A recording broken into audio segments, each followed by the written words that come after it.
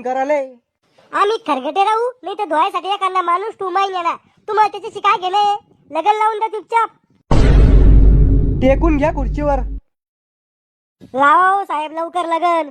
तू कोण आहे? यायचा मित्र आणि साक्षीदार.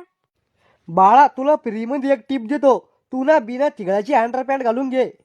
काऊन? यायचं कोर्ट मॅरेज झाल्यावर सगळ्यात जास्त मार तू खाणार आहे.